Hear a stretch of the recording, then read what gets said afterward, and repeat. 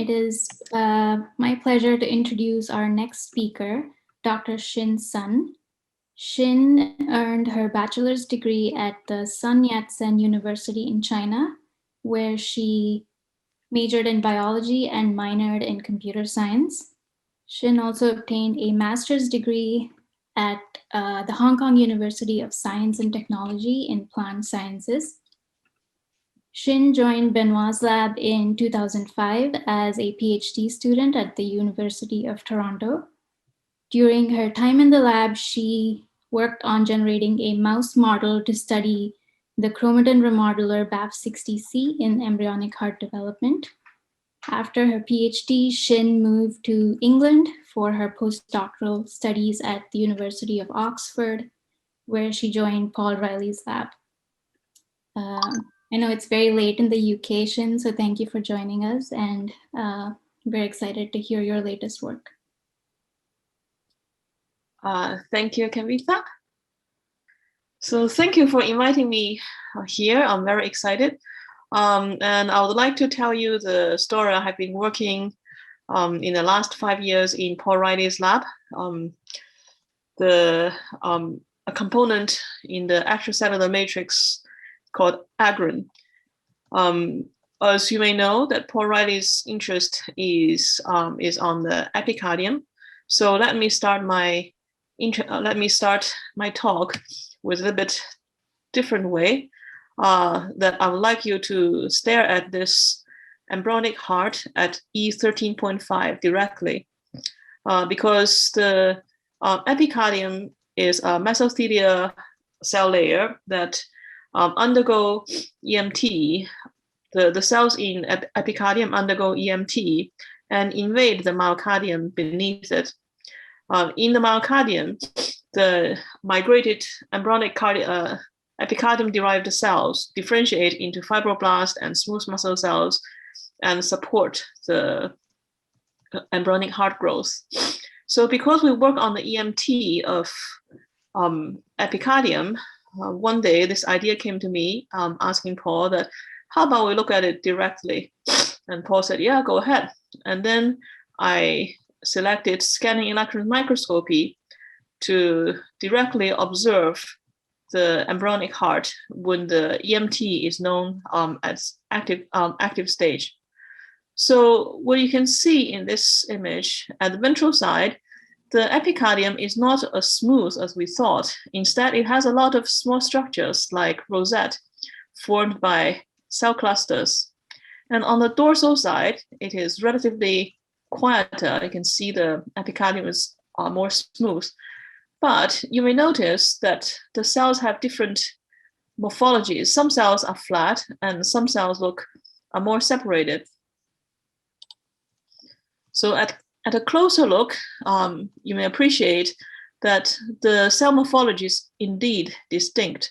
There are some cells appear big and flat, like here, and they share tight connected cell-cell borders. While on the other hand, there are many other cells that they are fully separate from each other.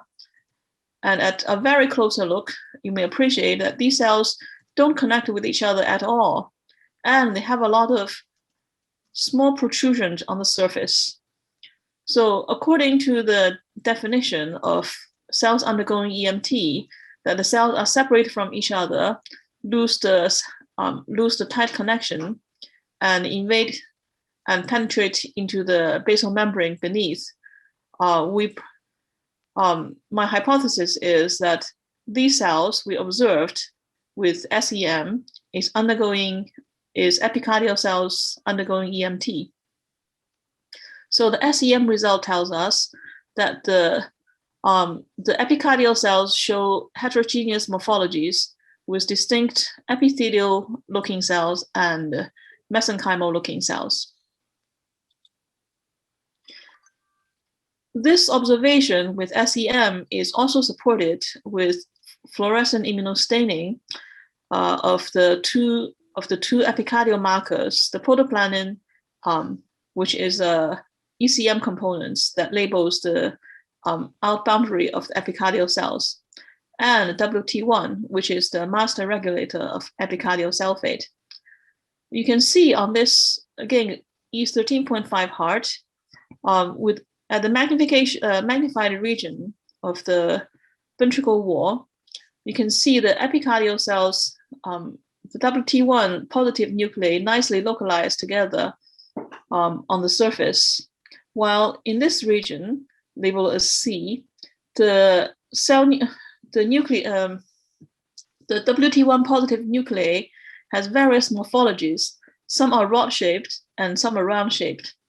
And in some area, you can see there's protoplanin outlining several nuclei, and not all of them are WT1 positive.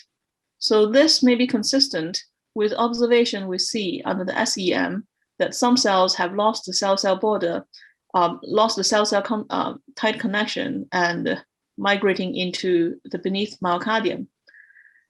In the contrast, at some other regions, like shown in F here, we can see the WT1 positive nuclei, their shape are relatively homogeneous, all big and round, and all fully separated by protoplanin. When we look at the embryonic sections, we appreciate at E10.5, the WT1 positive cells, the epicardial cells, not yet started EMT. Instead, they all localize at the outmost layer of the embryonic heart and embedded with the integrin alpha 4, which is the epicardium specific integrin. By the time E13.5, when the epicardial EMT become active, you can see that in this sagittal section of embryonic heart, there are high and continuous integrin alpha 4 epicardium, and also regions of epicardium, while the integrin alpha 4 is downregulated. In this region, we also can see clusters of WT1 cells are undergoing EMT and migrating into the myocardium. So this result shows that the epicardium specific integrin, its expression level and continuity defined high EMT and low EMT regions.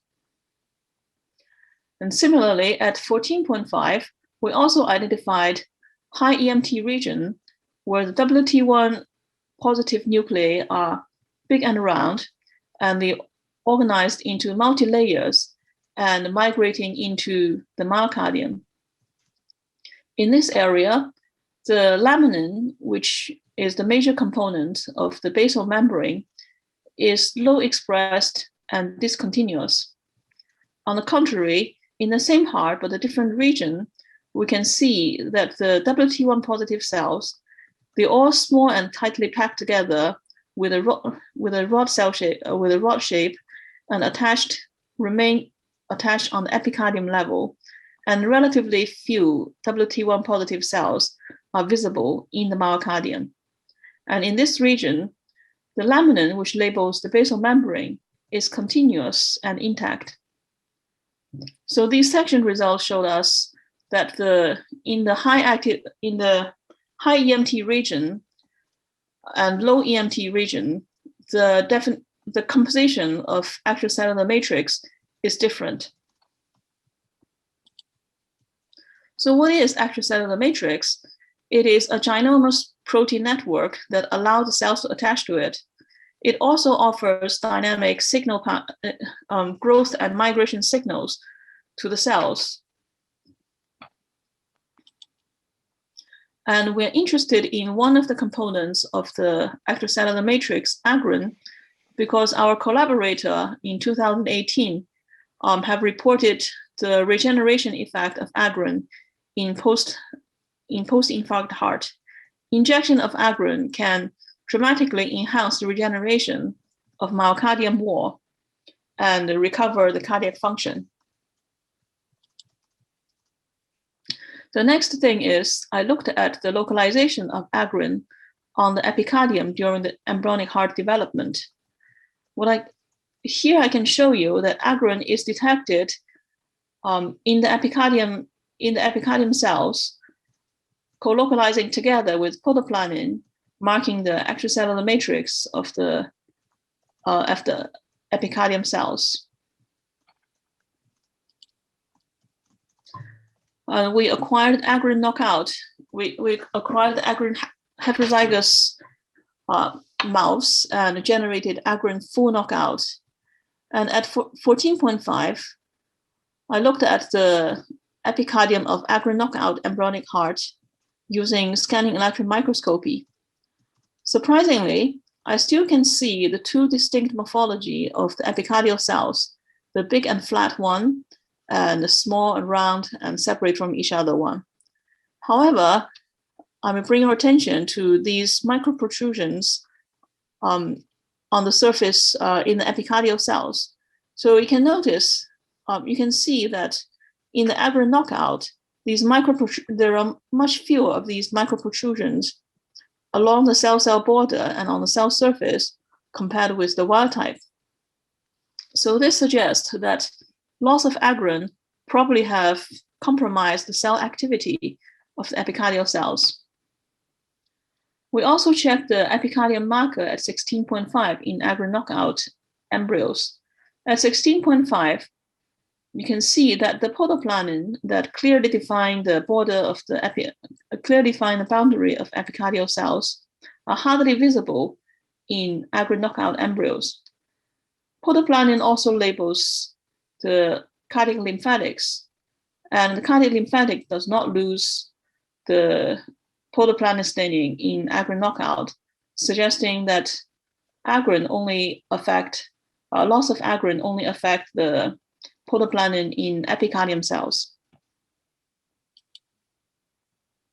We also checked the WT1 cells migration into the myocardium in Agrin knockout embryos. And we find that there are fewer WT1 cells on the surface, there are fewer WT1 cells on the surface of the heart, which is the epicardium, and also in the myocardium. We quantified this, and indeed, there are fewer WT1 cells on both the epicardium and myocardium. And then we checked the epicardium-specific integrin, the integrin alpha-4, in Agrin knockout mutant. And not surprisingly, we find that integrin alpha-4 in Agrin knockout is also downregulated. Then I went ahead to check the other ECM components in Agrin knockout embryos. We found that collagen 1 is downregulated in the epicardium and also in the myocardium. Notify there's numerous collagen 1 positive plexus in the knockout, in the control myocardium, but not in the knockout. However, the collagen 1 expression level in the trabeculae is comparable. And to persuade you that this is not because of malmanipulation of the section, the integrin beta 1, which is the integrin subunit, exists all through the myocardium, did not change.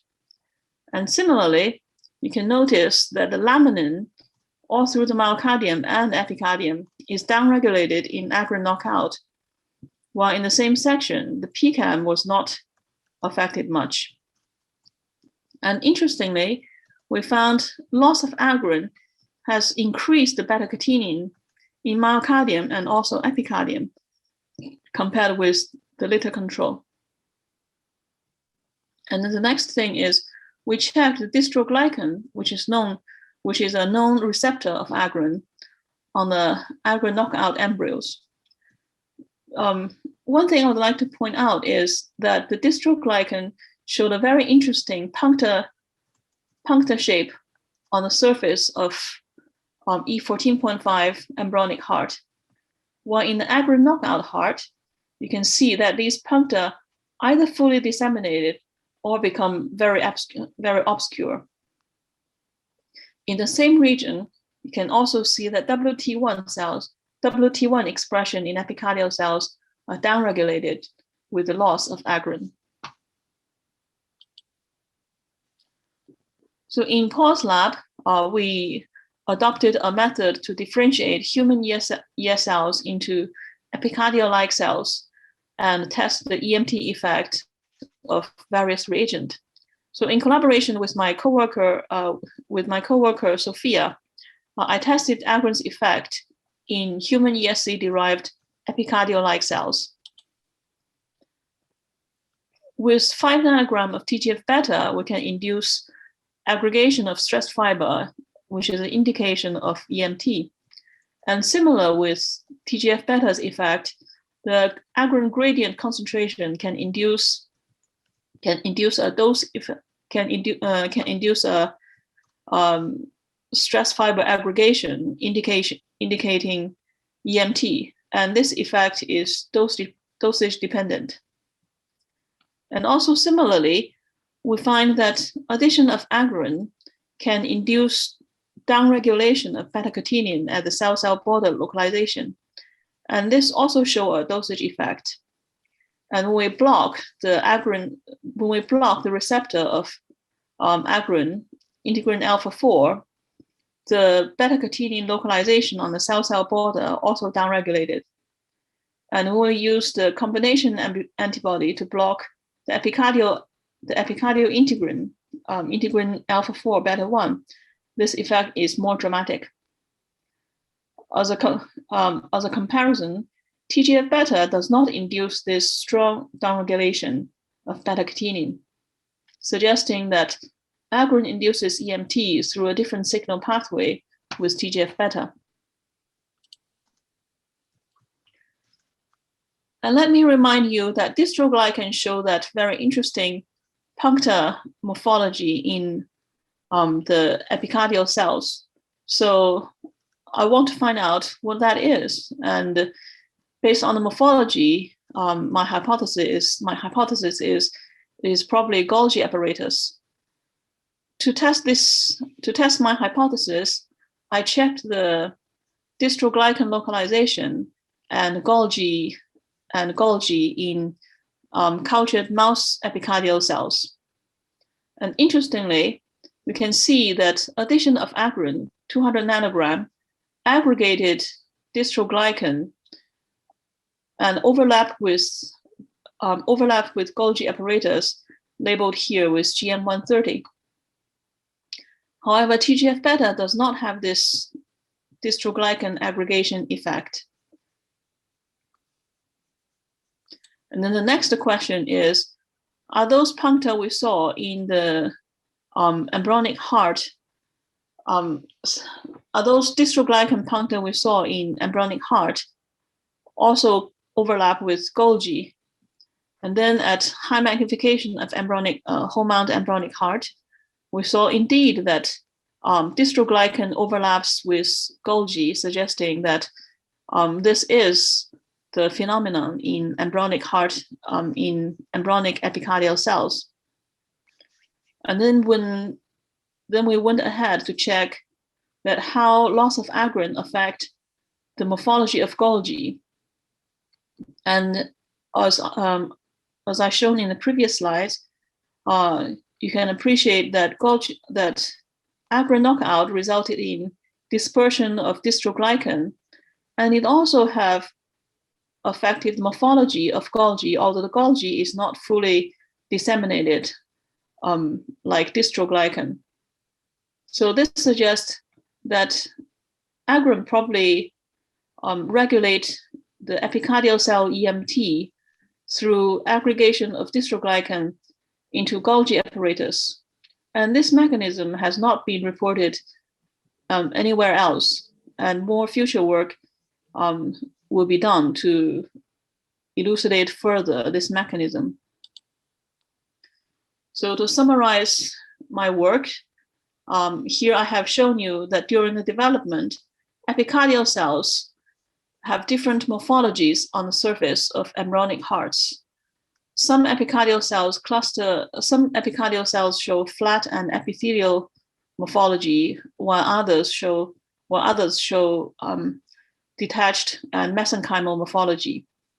And the heterogeneity of epicardial cells have been confirmed with scanning electron microscopy, whole mount immunostaining, and sections. We also find that Agrin is a protein localizing on the epicardium, and loss of Agrin resulted in compromised epicardial cell EMT and also compromised ECM composition or turnover. And my work has shown that Agrin can aggregate dystroglycan to Golgi apparatus in epicardial cells.